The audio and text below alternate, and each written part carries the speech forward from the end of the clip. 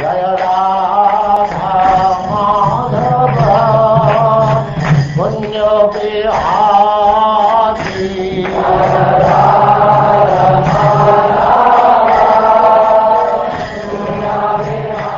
And now chapter 89. Krishna and Arjuna retrieve a Brahman's sons.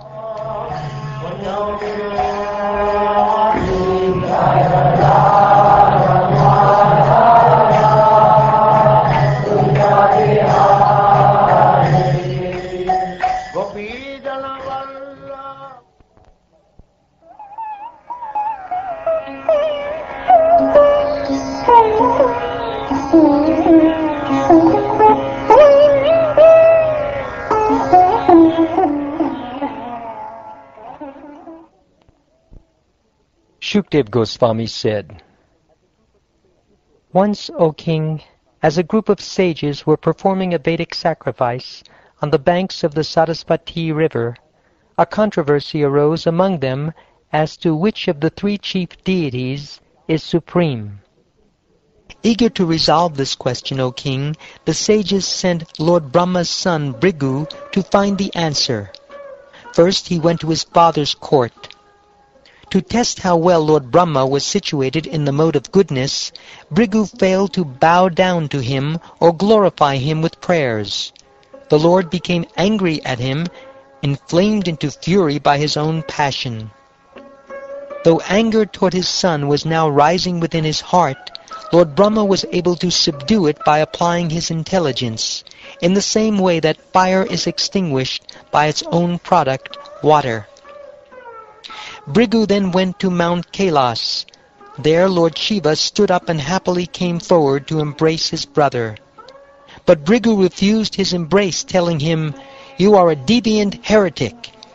At this Lord Shiva became angry, and his eyes burned ferociously. He raised his trident and was about to kill Bhrigu when Goddess Devi fell at his feet and spoke some words to pacify him. Bhrigu then left that place and went to Vaikuntha, where Lord Janardhan resides. There he went up to the Supreme Lord, who was lying with his head on the lap of his consort, Shri, and kicked him on the chest. The Lord then rose, along with Goddess Lakshmi, as a sign of respect. Coming down from his bedstead, that supreme goal of all pure devotees bowed his head to the floor before the sage and told him, "Welcome, Brahman. Please sit in this chair and rest a while. Kindly forgive us, dear master, for not noticing your arrival. Please purify me, my realm, and the realms of the universal rulers devoted to me by giving us the water that has washed your feet.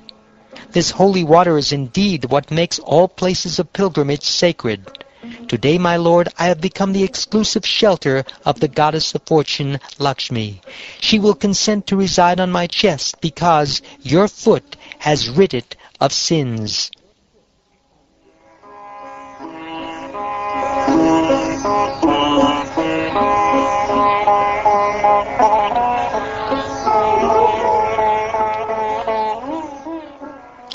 Bhrigu felt satisfied and delighted to hear the solemn words spoken by Lord Vaikuntha. Overwhelmed with devotional ecstasy, he remained silent, his eyes brimming with tears. O king, Bhrigu then returned to the sacrificial arena of the wise Vedic authorities and described his entire experience to them. Amazed upon hearing Bhrigu's account, the sages were freed from all doubts and became convinced that Vishnu is the greatest Lord. From him come peace, fearlessness, the essential principles of religion, detachment with knowledge, the eightfold powers of mystic yoga, and his glorification, which cleanses the mind of all impurities. He is known as the supreme destination for those who are peaceful and equipoised, the selfless, wise saints who have given up all violence. His most dear form is that of pure goodness, and the Brahmins are his worshipable deities, persons of keen intellect who have attained spiritual peace, worship him without selfish motives. The Lord expands into three kinds of manifest beings, the Rakshasas, the demons, and the demigods, all of whom are created by the Lord's material energy and conditioned by her modes.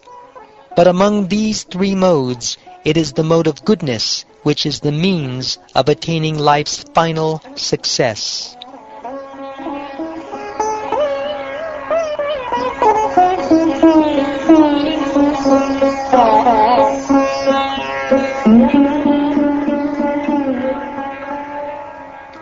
The learned Brahmins living along the river Sarasvati came to this conclusion in order to dispel the doubts of all people. Thereafter, they rendered devotional service to the Supreme Lord's lotus feet and attained his abode.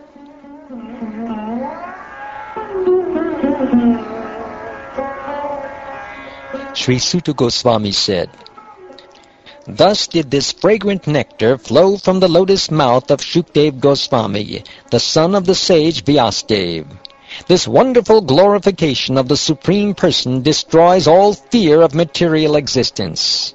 A traveler who constantly drinks this nectar through his ear holes will forget the fatigue brought on by wandering along the paths of worldly life."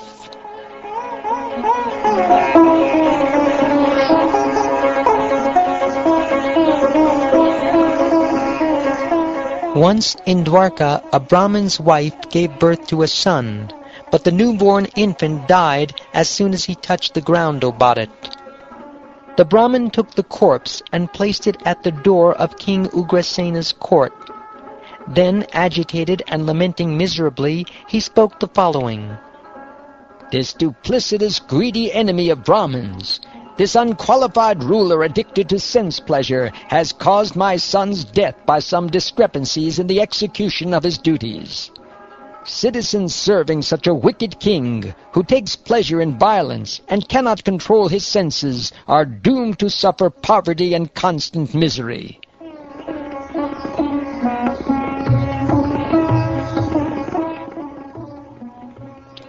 The wise Brahmin suffered the same tragedy with his second and third child. Each time he left the body of his dead son at the king's door and sang the same song of lamentation. When the ninth child died, Arjun, who was near Lord Keshava, happened to overhear the Brahmin lamenting. Thus Arjun addressed the Brahmin: "What is the matter, my dear Brahmin? Isn't there some lowly member of the royal order here who can at least stand before your house with a bow in his hand? These Kshatriyas are behaving as if they were Brahmins idly engaged in fire sacrifices. The rulers of a kingdom in which Brahmins lament over lost wealth, wives, and children are merely impostors playing the role of kings just to earn their livelihood. My lord, I will protect the progeny of you and your wife, who are in such distress, and if I fail to keep this promise, I will enter fire to atone for my sin." "Neither Sankarshan, Vasudev, Pradyumna, the best of bowmen, nor the unequaled warrior Aniruddha could save my sons. Then why do you naively attempt a feat that the almighty lords of the universe could not perform? We cannot take you seriously." "I am neither Lord Sankarshan, O Brahmin, nor Lord Krishna, nor even Krishna's son. Rather, I am Arjun, wielder of the Gandiva bow. Do not minimize my ability, which was good enough to satisfy Lord Shiva, O Brahmin. I will bring back your sons, dear master, even if I have to defeat death himself in battle."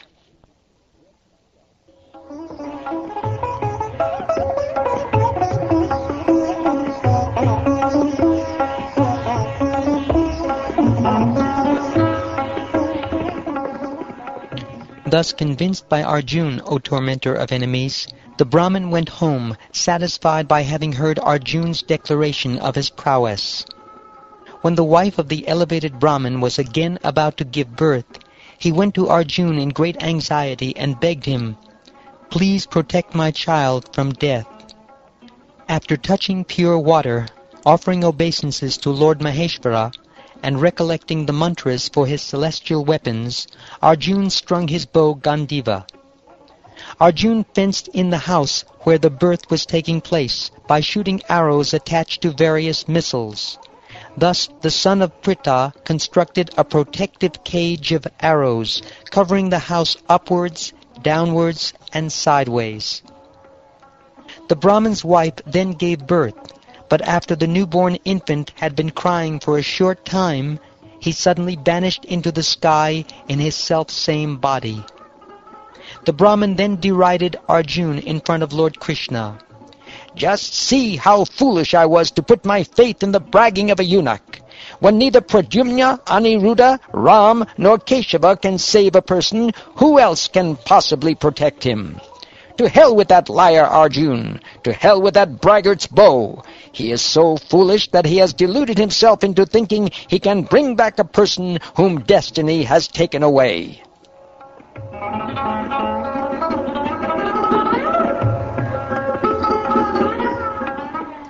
While the wise Brahmin continued to heap insults upon him, Arjuna employed a mystic incantation to go at once to Samyamani, the city of heaven where Lord Yamaraj resides.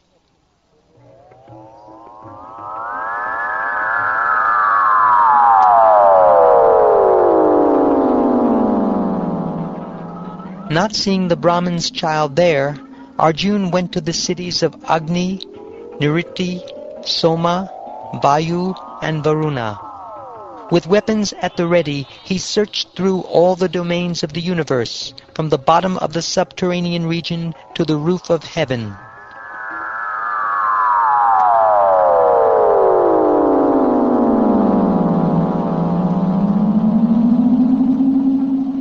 Finally, not having found the Brahmin's son anywhere, Arjuna decided to enter the sacred fire, having failed to keep his promise. But just as he was about to do so, Lord Krishna stopped him and spoke the following words. He said, "I will show you the Brahmin's sons, so please don't despise yourself like this. These same men who now criticize us will soon establish our spotless fame."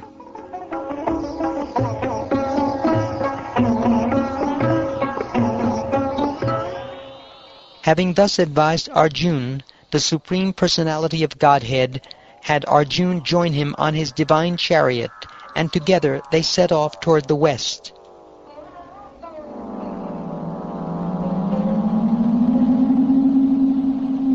The Lord's chariot passed over the 7 islands of the middle universe, each with its ocean and its 7 principal mountains. Then it crossed the Loka boundary, and entered the vast region of total darkness.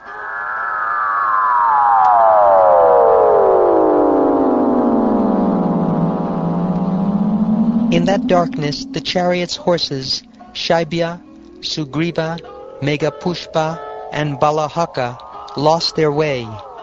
Seeing them in this condition, O best of the Bharats, Lord Krishna, the Supreme Master of all Masters of Yoga, sent his Sudarshan disc before the chariot. That disc shone like thousands of suns.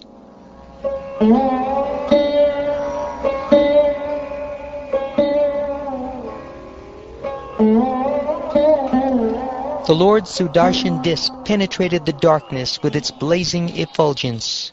Racing forward with the speed of the mind, it cut through the fearsome, dense oblivion expanded from primeval matter, as an arrow shot from Lord Ram's bow cuts through his enemy's army.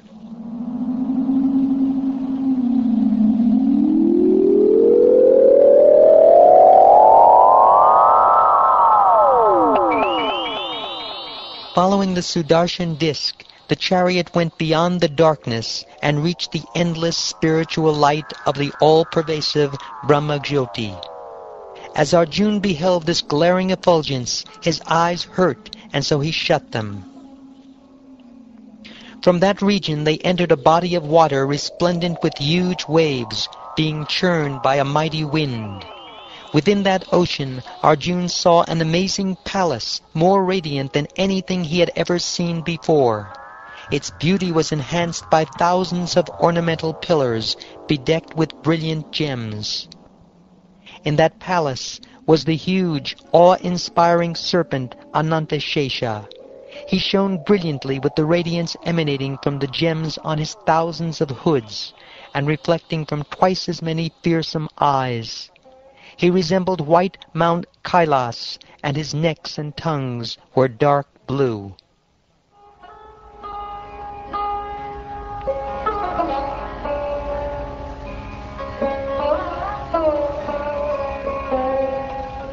Arjuna then saw the omnipresent and omnipotent Supreme Personality of Godhead, Mahavishnu, sitting at ease on the serpent bed.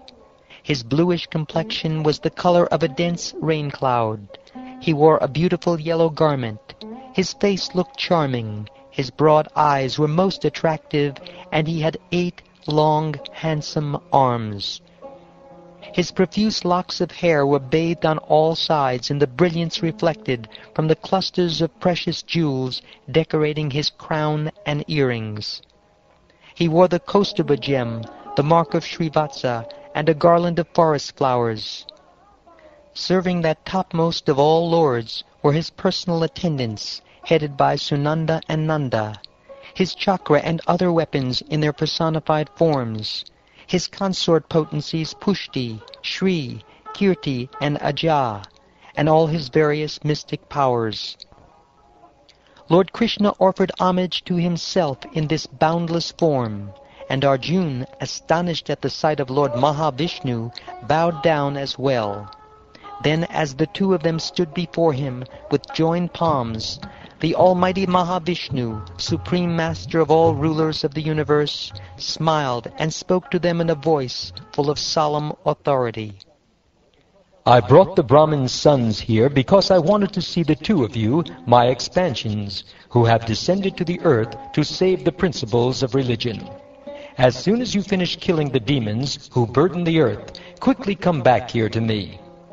Although all your desires are completely fulfilled, O best of exalted personalities, for the benefit of the people in general, you should continue to exemplify religious behavior as the sages Nara and Narayan.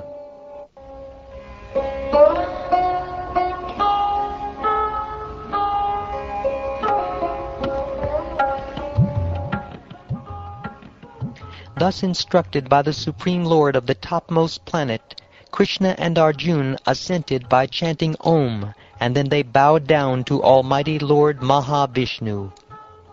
Taking the Brahmin's sons with them, they returned with great delight to Dwarka by the same path along which they had come. There they presented the Brahmin with his sons, who were in the same infant bodies in which they had been lost. Having seen the domain of Lord Vishnu, Arjuna was totally amazed. He concluded that whatever extraordinary power a person exhibits can only be a manifestation of Sri Krishna's mercy. Lord Krishna exhibited many other similar heroic pastimes in this world. He apparently enjoyed the pleasures of ordinary human life, and he performed greatly potent fire sacrifices. The Lord having demonstrated his supremacy, at suitable times he showered down all desirable things upon the Brahmins and his other subjects, just as Indra pours down his rain. Now that he had killed many wicked kings and engaged devotees such as Arjuna in killing others, the Lord could easily assure the execution of religious principles through the agency of such pious rulers as Yudhishthira.